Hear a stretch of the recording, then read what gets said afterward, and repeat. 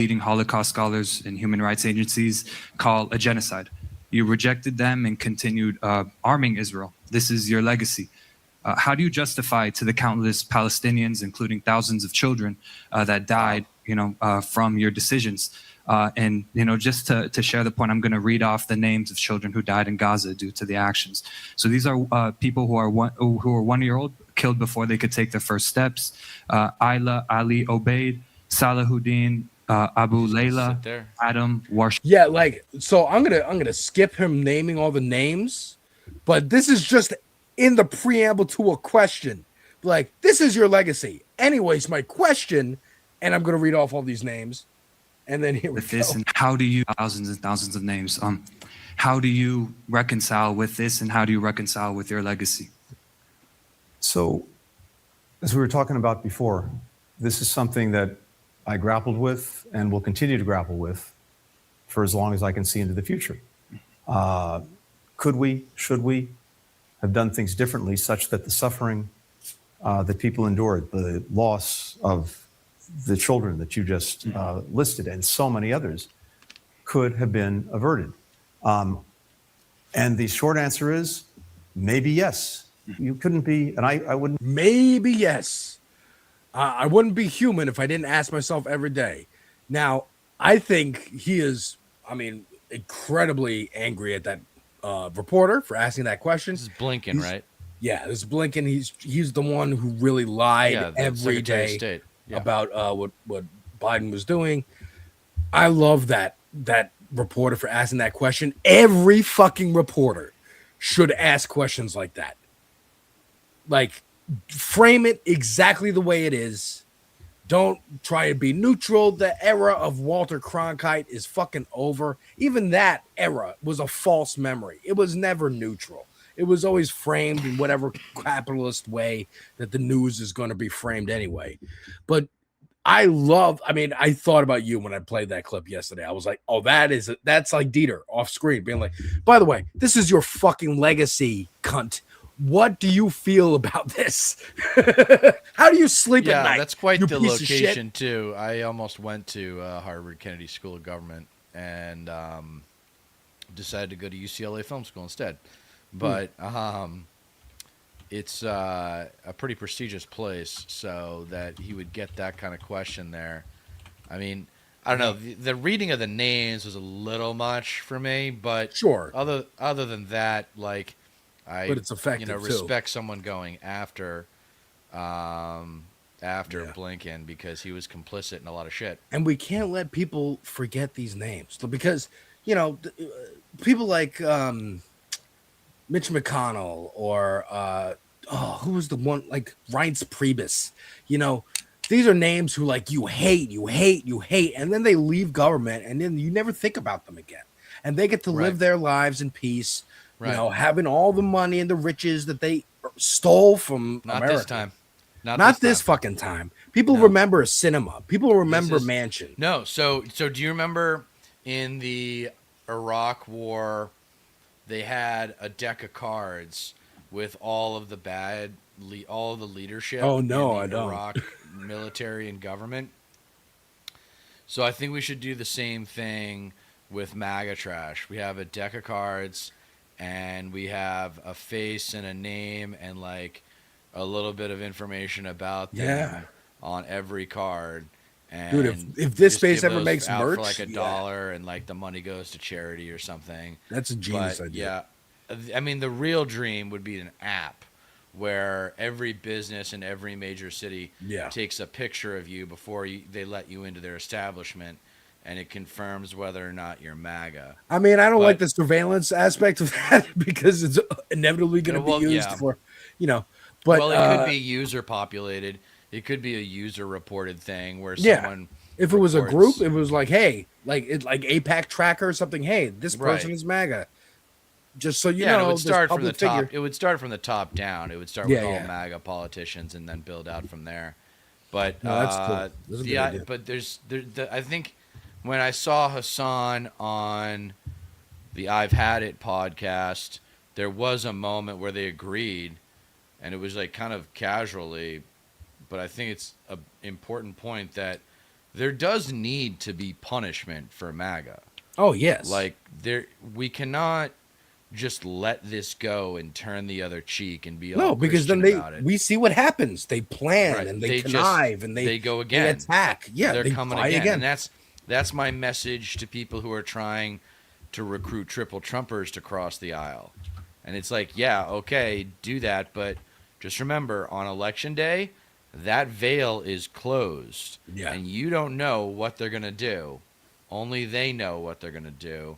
And I can almost guarantee you that 90, 95, as much as 99% of triple Trumpers will somehow, some way, find their way back to the Republican Party. Maybe not in 2028, but they'll be back in 2032.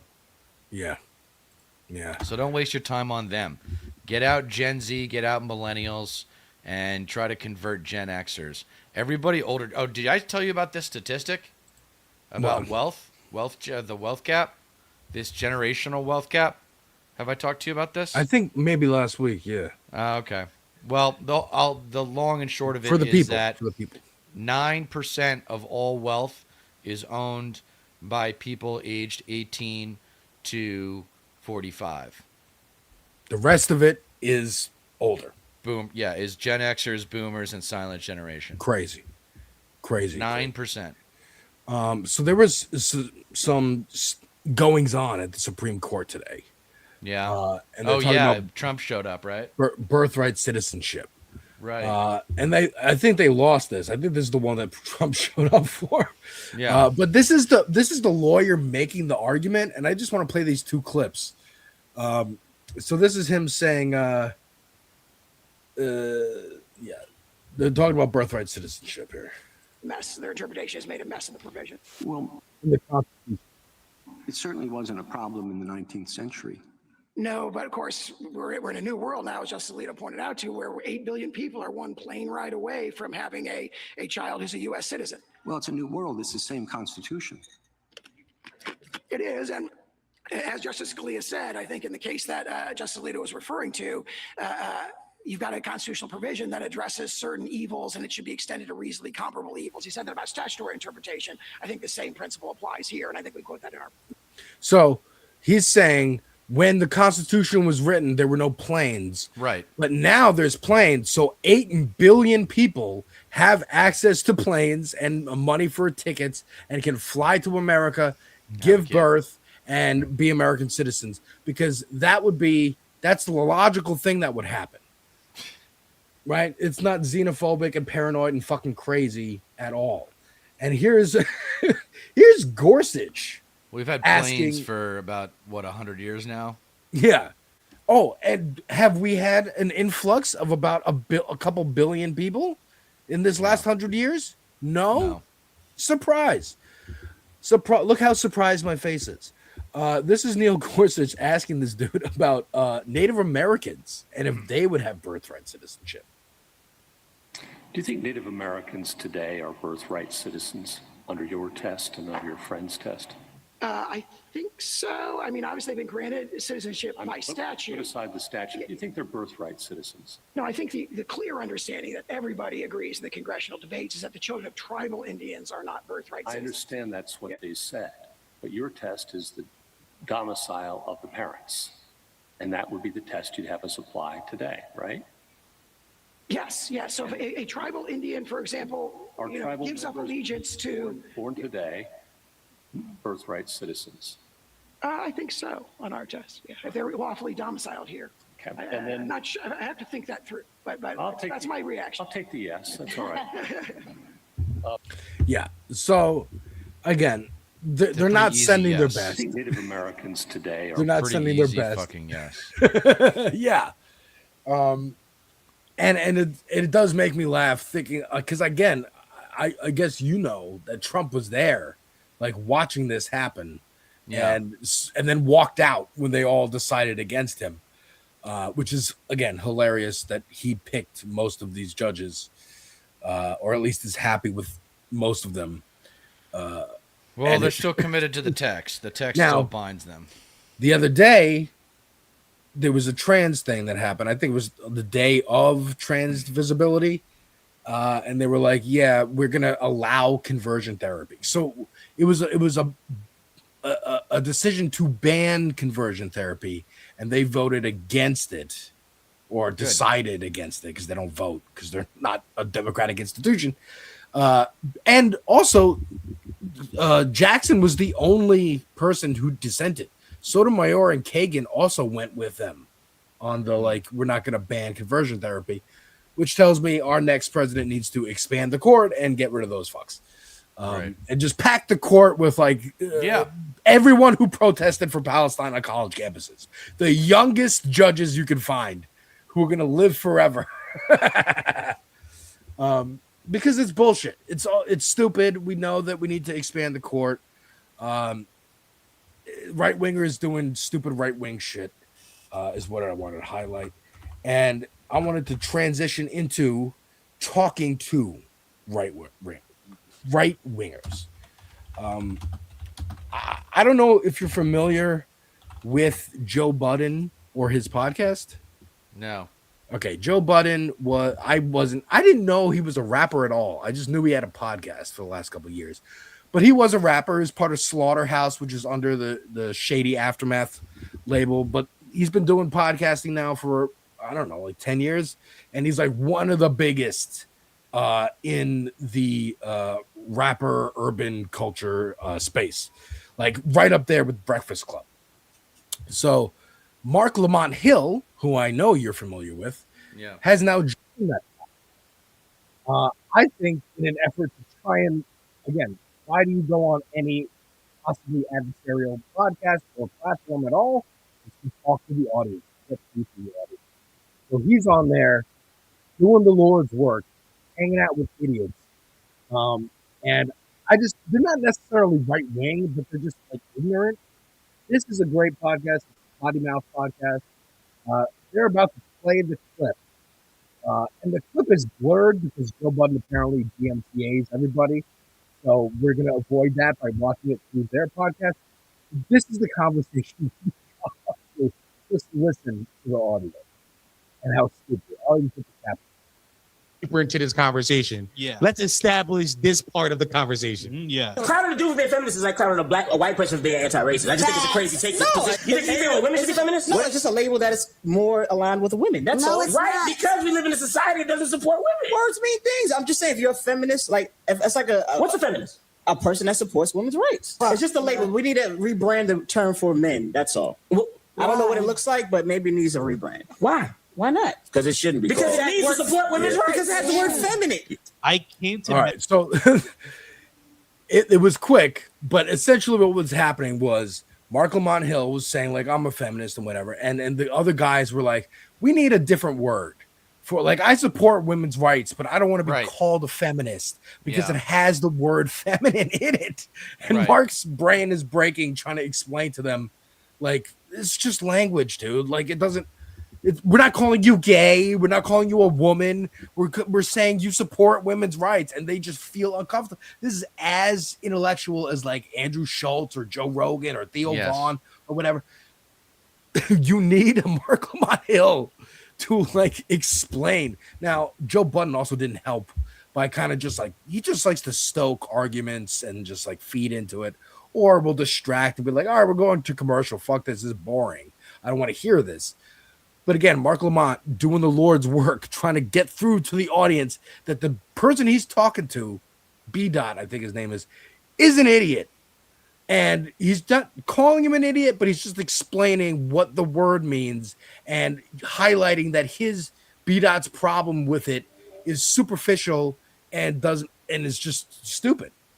Yeah. I don't know. Your take? I mean, there's always going to be the phonetic problem, the superficial problem with anything with a loaded word. I mean, we deal with socialism as a loaded word all the time. And it's getting pretty old to have to explain to people that Social Security is socialism and Medicare and Medicaid and the fact that you have roads, fire department, you know. There's a great documentary I would recommend everyone seeing on History Channel that you can get on YouTube pretty easily, about the road system and how that started under, it actually started under FDR, but it was really just in Pennsylvania, this one huge important road in Pennsylvania. And then Eisenhower obviously put in the interstate system, the foundations of the interstate system, but it wasn't done. It wasn't completely done until like 92. It started in 1953. I thought it was FDR who started it. Well, I'm going to learn something now. He started some of it, but it was really infrastructure was FDR left and right, but the interstate highway system specifically really blew up and got real with Eisenhower. Okay, interesting. Yeah. And it wasn't a coincidence that we had a 90% tax rate for the top earners at that point. That's right. Pay for all that shit. That's right. That's the America that they want to make great again. All right, make it a 90% tax rate. We will. When we get power, we will make America great. Maybe for the first time in its history. But this is another clip of someone explaining something to a right-winger, or rather talking to a right-winger and turning their argument against them. This is Abdul El Sayed, who a lot of the reason the Democrats have been coming out against Hassan in particular is because he's endorsing candidates, and those candidates are doing well. Right. And so they're scared. Their fundraiser numbers go up. They get close in elections. Sometimes they win. Zoran won. Nida Alam, I think, and Kat Abuzgala didn't win, but they got real close, and they could have. Oliver Larkin in Florida could win against Moskowitz, and Abdul El Sayed could win against McMurrow in Michigan. But yeah, this is Abdul El Sayed on Fox News in an adversarial interview. Would it not be better for the people of Iran, the Arab world, and the people of America, frankly, would we all not be better off if the radicals in Iran did not make the decisions for the people of Iran in that region? Look, at the end of the day, I agree with you. Radicalism of any sort is bad, which is why this MAGA movement taking us into yet another war in my lifetime, and I'm only 41, is so ridiculous, because that kind of radicalism, that idea that we should just rattle our sabers and go to war with anybody, that's an open question. Meanwhile, you've got the Saudis, you've got the Qataris who are buying the Trump administration a jet that he plans to take after he's done with the presidency. Those are all radical regimes too, and that we're not going to war with them. Would it? Perfect way to just be like, oh yeah, we should not be led by radical extremist religious zealots like the Trump administration. Right. And just go right at them. Yeah, no, it's a brilliant response. And, one of the counter questions, of course, with that response would have been like, well, you're a radical leftist. So is it okay for you to be a radical leftist but not a radical right-winger? And then he would respond, I don't think my positions are radical. I don't think giving people health care like everybody other That's countries what I'm in the saying. world. These, you know what I mean? These conversations, I think these conversations are incredibly predictable. I think they're incredibly predictable. But people are dumb. People are dumb, and they need repetition. I know you got to repeat things for like 10 years before them to really sink in. 80 years if you're fucking Bernie. I was talking with Pep Talks yesterday. I made a spontaneous plea to get on his live stream because it was my birthday. I just felt like it. Word. And you get to do whatever you want. Yeah. No, I was talking to him about. Well, let's move on to the next clip, and I'll remember what the hell I was going to say because I'm going to spend the time. Here's another clip of talking to right wingers, explaining it to them, but they're not going to listen. But really getting the message across to the audience. This is Emma Vigeland last Friday on CNN, all done up because apparently you have to have blown out hair and tons of makeup to be on cable news. I love that she always posts a picture of like, I'm glammed up now. And it's like, oh my God, Jesus Christ. But here's her explaining why we're attacking Iran to 3 people who are disagreeing. And she just fucking judo chops all of them. And Trump acquiesced on that and agreed with him. So this is a guy that celebrates war crimes, that celebrates loosening the rules of engagement, and is responsible for bombing and double tapping, I will repeat, a girls' school where over 100 girls in Iran were killed. And then we talk about how, they just hate us for our freedom. No, they hate us because we bomb girls' schools. Well, actually, before that incident happened, which I think was horrible, and we made a mistake, and we should, there should be accountability there. Double tap. The country, they were yelling death to America in Iran long before we did that. So they hated us. Because we overthrew their government. Back to the Iran thing, they hated us long before that. The second point that I would make is so she again throws in there, they hate us because we overthrew their government. Yes. For 47 years. That's why they've been chanting that. And also the fact that he comes back, his response to we bombed a girls' school is, well, they've been chanting death to America. Okay. So do what? we kill everybody on earth? Yeah. Who's been saying death to America? There's plenty of people here in the country. Plus, who that's our under reputation. Obama was saying death to America. This is our reputation now, though, among like educated, informed Middle Easterners and Europeans and people who are just up to speed on the news for the last 25, 35, 65 fucking years. We've been doing this shit since the Cold War, man. We've been doing this shit since the Cold War. It's just the scale and the context have changed. But this is the easiest foreign policy moment in my lifetime in terms of what the public wants. And the public doesn't want foreign interventionism anymore. They want an end to American imperialism. They're finally getting out of the narcissism that I talk about on my channel and being like, what right do we have to tell other countries how they should be run? What right do we have? And that's something that the left, the progressive left, is going to have to accept, that not everybody is going to be embracing democracy, right? There are going to be a lot of countries we'll never get democracy into. And that's going to have to be okay with a lot of perfectionists out there. Because again, you're not going to, in your lifetime, it's not going to get to utopia. We are just simply trying to stay on the road and have the off-ramps being the material change that affects our lives. That's gonna affect us, and then hopefully our children's children will see the utopia where we are one world peace and we are fighting the aliens like in fucking Independence Day. But we've never had world. We've never had world peace ever. I mean, I'm sure humanity has never had world peace. We've barely been able to communicate across oceans for the closest only 100 years. The closest we got was the Clinton administration with the fall of the Berlin Wall, America's long weekend. Post-history. Fall of the Berlin Wall to 9/11, those 11 years. Yeah, that was the post-history era. So yeah, let's dive into the Dems versus Hassan, which is a ridiculous thing that's happening. Again, they are focusing their ire here. They don't want to make it. They're trying to equate him with Nick Fuentes. They're just trying to make him toxic, right? Yes. Now Bernie has said, I was watching he was at a rally on Sunday here in the Bronx.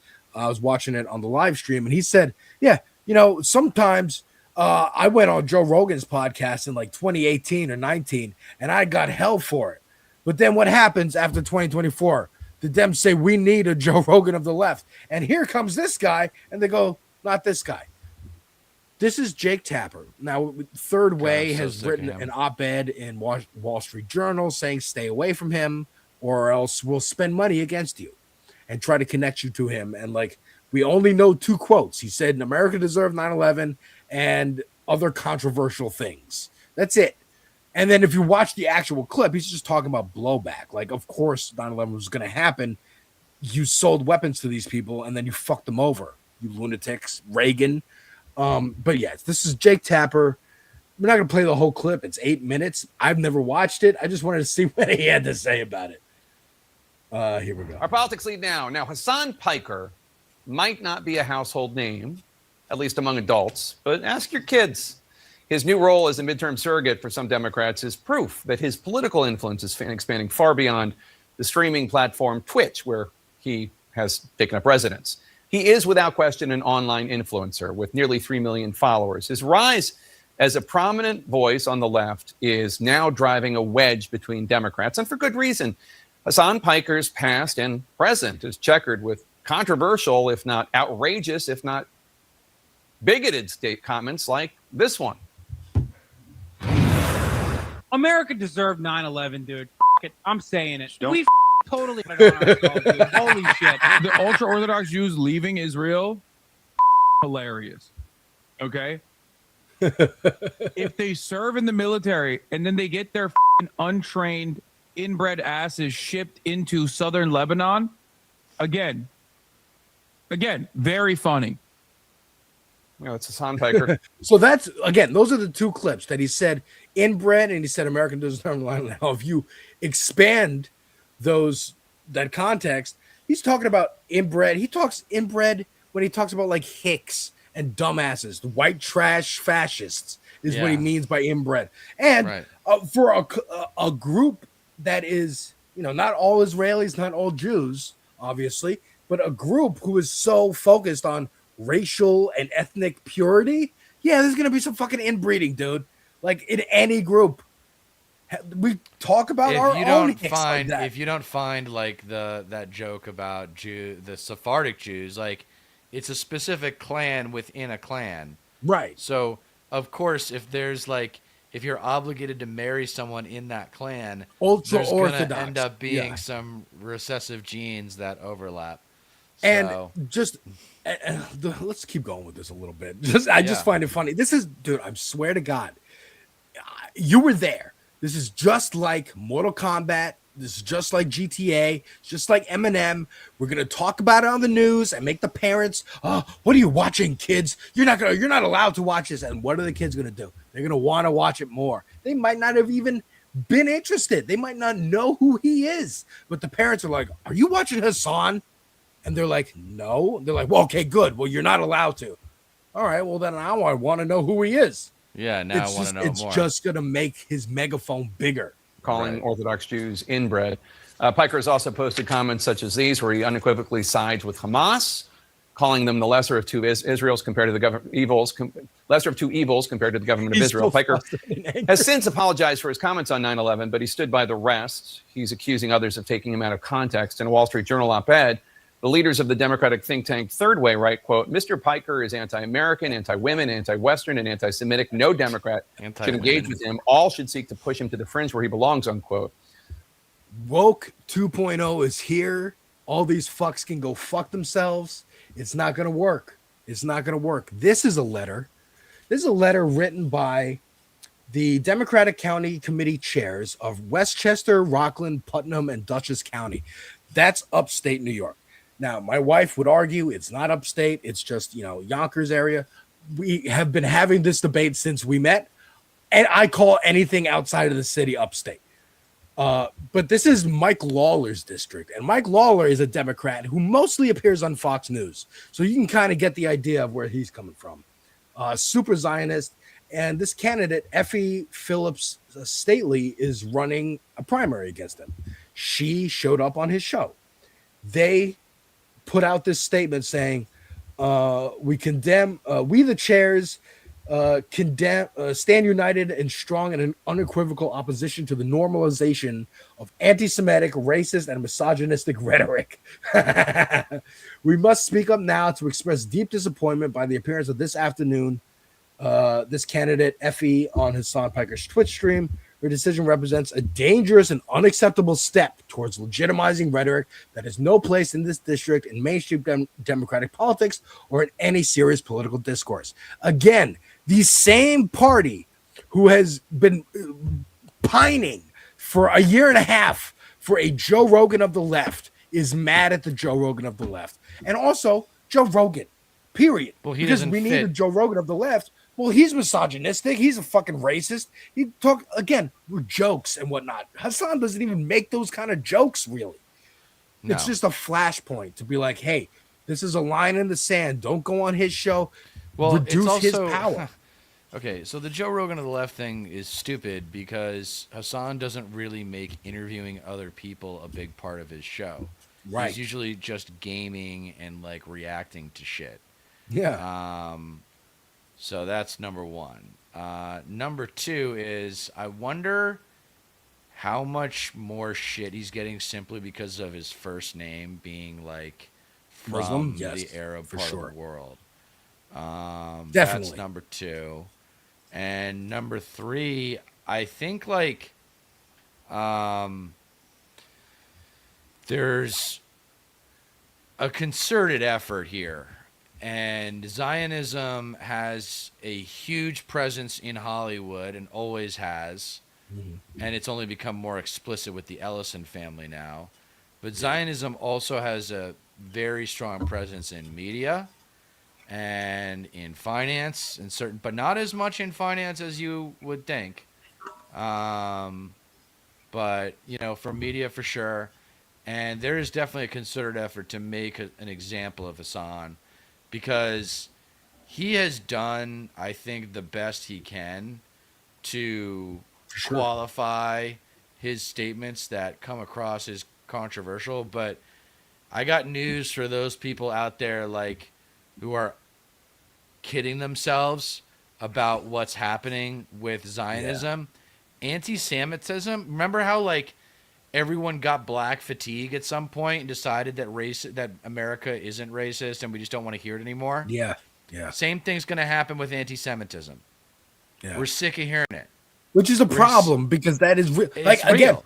Hassan's one of the few people who has this big megaphone and is constantly making the distinction between the two and being like, no. Anti-Zionism and anti-Semitism are two different things. I'm criticizing a nation state, but it's going to take forever. Being racist. Now, Tucker Carlson.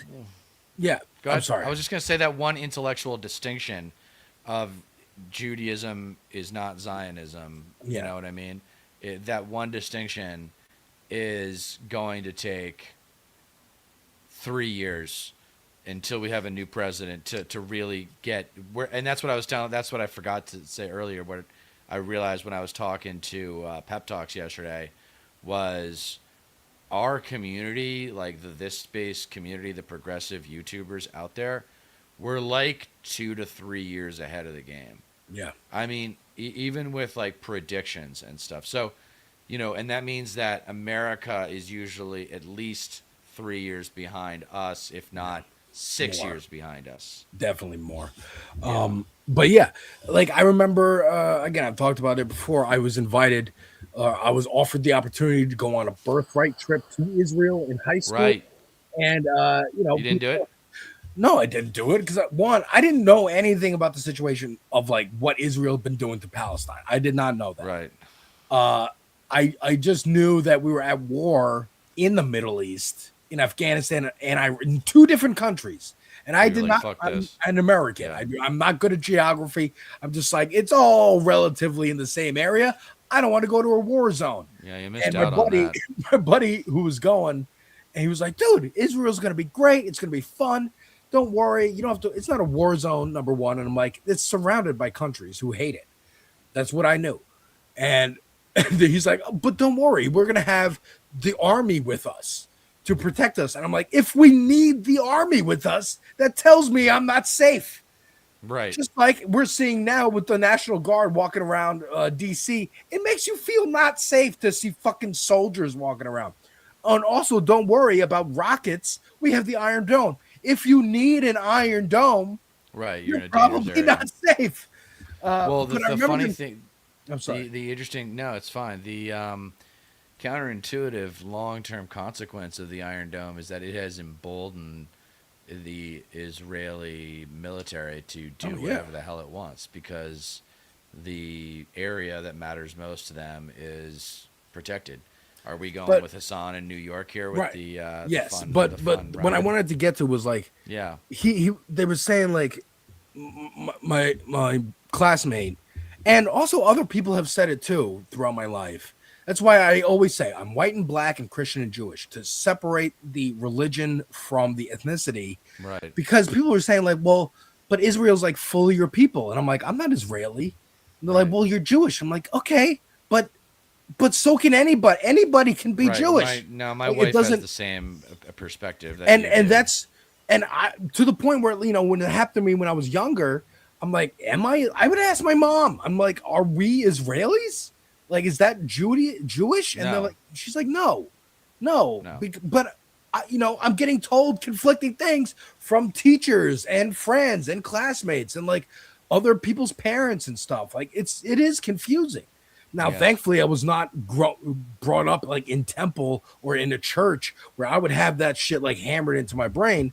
I was allowed to like question, and my parents were very like, as much as they suck, they're like, you choose what you want to believe, and I appreciate them for that. But yes, to keep on to finish out this Hassan segment, you saw how Jake Tapper and the Democrats, he's so scary, he's so scary.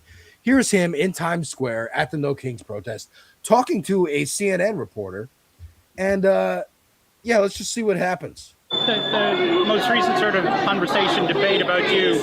Hi. Who are you? Who's so racist? So this old lady comes up and says, "Hi, who are you?" New Yorkers. That all these people like keep saying hi to you, and you're doing interviews. She's like, "Who are you?" And who are you? Just a random guy. I'm just a random guy. I'm a political commentator. She says, "I'm a political commentator," and she says, "On what station?" Right. Because again, I was watching a live stream. All they do is watch Fox News, Fox MS and Now, CNN, or yeah. CNN. Yeah. They don't know how to use the internet. They don't know how to get on YouTube. Yeah, man. Which is why, as scary as Tucker Carlson is, at least he's not on Fox anymore. Same thing with Bill O'Reilly. But Hassan there was an event on Saturday night. Progressive Victory did like a 6-hour marathon stream with all these different candidates across the country, all different political commentators of the left. Basically, something that this space does and is part of, but they don't know about us yet. We're, again, ahead of the curve. And Hassan was on there talking about like the reason like Jake Tapper and them and they're all coming after him is they still think in legacy media terms where they think, we're legitimizing you by like having politicians come on your show. Like you said, Deter, he doesn't do interviews very much. Right. And he's like, dude, if I want to reach more people, I go on Theo Vaughn's show. That's where I am actually reaching more eyes and ears. Like I'm doing a favor to the politicians. They're coming to me. Why doesn't Hassan go on Theo Vaughn's show? Well, I think he said he had been. I think he has been. It's but funny. He's saying like, but there I go again. I always do that where I'm like, it makes such a difference. Would it make that much of a difference?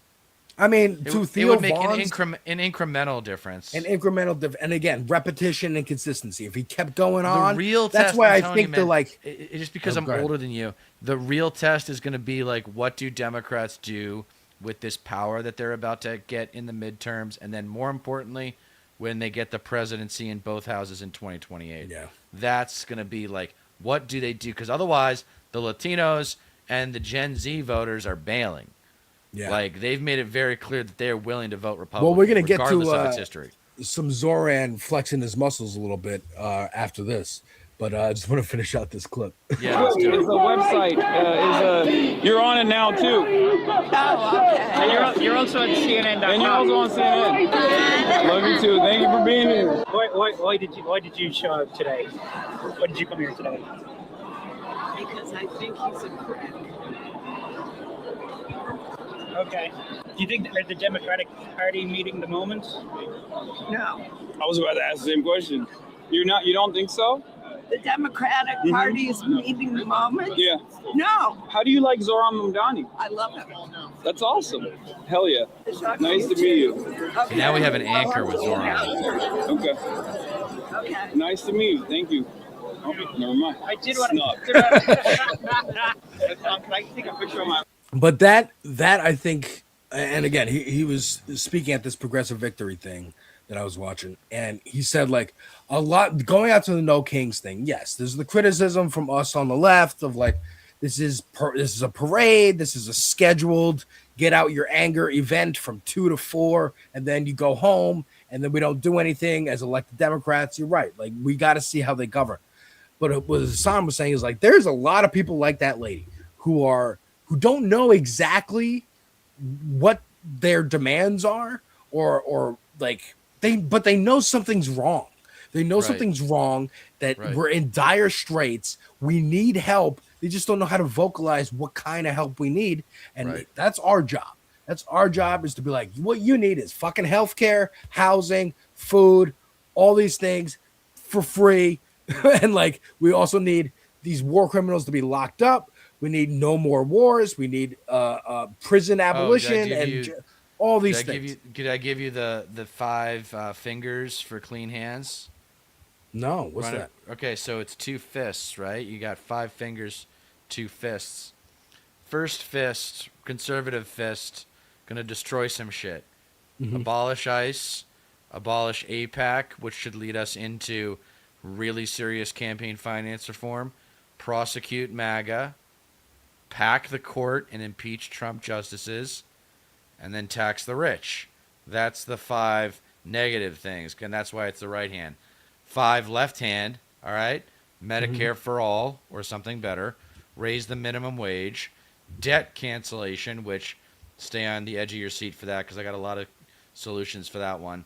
Humane immigration, and what I like to call the next New Deal, because as you know, I've got some issues with the Green New Deal, which everyone should, because it's 10 years old. So those are the 2 fists, the 10 fingers. What do you think? I think it's some winning policies. I think that's good. I think that's good. Covers the basics. There's a lot more work to be done, but getting all 10 of those things in a 2-term presidency would be pretty amazing. Getting any of that in that presidency, and I'm not shooting for 2 terms. I'm shooting for 2 terms, and then a different person who is following the same agenda. Right? That's what the goal was after Obama. No, I think. Oh, God. Right, for like the neoliberals, they wanted. We're going to continue the Obama technocratic kind of shit with Hillary Clinton. Just continue the momentum there. Now they got fucked because Hillary Clinton sucks. Obama became unpopular, but it was really more Hillary Clinton sucks, and Trump was talking like a populist. If it was Sanders would have won. In my opinion. Sanders definitely would have won. And there was polling data to suggest that he could have maybe even won in Texas. Yeah, that's the thing is, like, not all of the right people on the right are Reaganites, where government is the problem, where they recognize that government is an important part of our society. So but are we going to get some Zoran love right now? We're going to get some Zoran right now because he's making moves.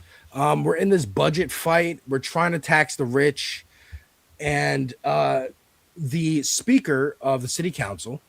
And by the way, I just want to let everyone know I am canvassing for Lindsey Boylan to get on the city council so we can change. We can change the makeup of the city council and tilt it more in Zoran's favor and help get the agenda passed. I'm going to be canvassing for her again on Saturday. It's the first time I've ever been involved with a political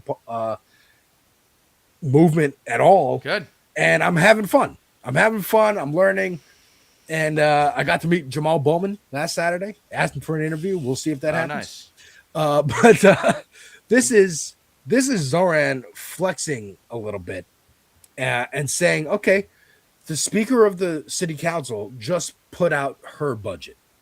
Julie Menon, I think her name is. And we'll get into her a little bit too. But this is his response to her budget, which basically is like, oh, we'll fix this without taxing the rich and without getting rid of essential services. And Zoran is calling bullshit. Back in January, we explained how the budget process worked. Well, my friends, we're in the middle of it now. Council Speaker Julie Menon just released her budget proposal. Her plan claims to close the city's $5.4 billion fiscal gap without taxing the rich or cutting services. The problem is, that's not what it would do. If her proposal was adopted, it would result in slashing billions of dollars from agency budgets, and working New Yorkers would pay the price. It double counts savings, overestimates revenues, exaggerates savings on interest payments. And in the midst of this historic budget deficit, the Speaker's $6 billion proposal asks Albany for just one thing: more time to reduce class sizes. My position? Tax the rich. Make sure the wealthiest New Yorkers and most profitable corporations pay their fair share. End the drain. For a long time, the state has taken more from the city than the city's received in return. And I'm working with Albany to change that. Without it, our deficit won't disappear. It will repeat year after year, asking future generations to shoulder the burden. We will solve this budget crisis, but I'm not going to let it come at your expense. So again, he is amplifying. There is 2 options. we can cut essential services, like he just laid out there, or we could tax the rich. Right. Which are we gonna do? Which do you want Kathy Hochul to do? Which do you want Albany to do? And I just found a little tidbit about Julie Menon, who is the speaker in question here. And that is, she is very rich. I had no idea she was this kind of rich, says Assad from NYC. He's a big NYC content creator. She's disclosed none of it. Tens of millions of dollars, including a $22 million Hamptons mansion, several luxury condos on the Upper East Side, and company private jets. So no wonder she doesn't want to serious tax wealth, dude. That's some serious fucking wealth. That's serious shit, right? That's old money. That's not I made South Park and now I got rich from making this great cartoon that everybody loves. This is no. My grandfather's grandfather owned slaves or had an emerald mine in South Africa or some bullshit. That's this kind of money. So again, Zoran, that's a rare instance of him, again, still with the smile, but with a serious tone, explaining exactly what's happening. I have another clip of him explaining exactly what's happening, how the government is working for you. And I think that just more of this. I'm not going to play the whole thing, but as someone who believes deeply in the responsibility of government to deliver for working class people, I also believe it's our responsibility to deliver a government that's efficient, with every single dollar being put to the best possible use. That's why 2 months ago, I asked agencies across city government to find $1.7 billion in savings without compromising essential services. Yeah, this is an idea. Here are just a few things we found so far. Yeah. Even just by capping how much we spend on paper, pens, and office supplies, we're going to save more than $27 million. I just love, first of all, this is a sneak diss to Eric Adams, because this is the famous Eric Adams finding drugs in the kid's room video that he did. Oh yeah. You know what I'm talking about? So Zoran goes around and finds $1 like here and there. So it's like his rapper instincts are still there as a sneak diss, which I love. But just keeping people updated. Like, hey, y'all followed me on social media. Everybody loved the videos. The Democratic Party thought it was just videos that he was doing. It was policy. But he's continuing that by being like, here's more videos. I'm going to update you on what we're actually doing, what we're accomplishing, what government can do for you. The opposite of the Reagan ethos, which was government is the problem. The scariest words in the English language are we're from the government and we're here to help. Yeah, right. We're from the federal government and I'm here to help. Yep. I mean, Bernie was talking about at the rally that electing Zoran Mamdani did not just reverberate throughout the country, reverberated throughout the world, because we are dealing with one thing a about global Zoran fascist movement. Is there an echo? Is it just me or is that? Oh, I'm sorry, my bad. No, is there an echo? I'm hearing an echo. Yeah, Lumen's like, yeah, there's an echo for me. Okay. Oh, there it goes. It's gone now. So Zoran is doing media-wise what I have been waiting my entire life for people ever since the dawn of the internet to do in politics, is to like learn from the people who are creative, who use this technology to service their creativity, and then, I'm trying to help this woman running for Congress, for example, and the first thing I noticed on her website is that it's all text. And so the first thing I do when I get on the phone with her is like, let me produce 10 videos for you. I'm going to email you a list right now of 10 videos that I think you should make. Because then people get to hear you and see you and like feel your passion and presence for the issue at hand. Like, Hillary Clinton got a lot of shit a long time ago for saying that you need a public and personal persona. And, so you need two. Mm-hmm. My response to that is 2. Try more like 5 to 10. Like, are you going to talk to the kids in 2nd grade the same way you talk to the elderly at the local nursing home? Of course not. Yeah. You're going to adjust. It's like a lot of it is acting.